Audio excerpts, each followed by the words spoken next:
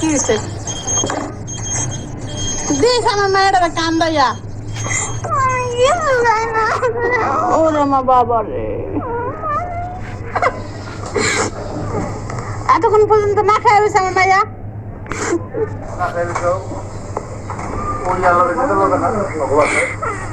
থাকো বাবা চলো চলো যে নানু রান্না করা হয়ে গেছে চলো চলো মনে থাকে না কি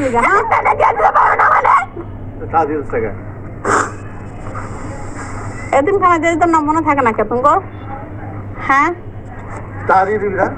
টাকা তোর কাছে আছে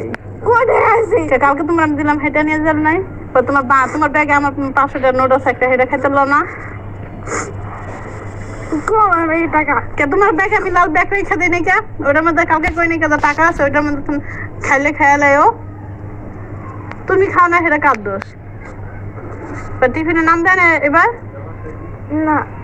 তা তুমি তো কইছো যে নাম দিয়ে দিছি দোষ কার আমার দোষ তোমার ব্যাগে তেমন তো টাকা নাই টাকা তো ছিল খাও নাই কেন কই টাকা দাও তুমি তা কালকে যে তোমার আমি টাকা দিলাম সেই টাকা কি করছো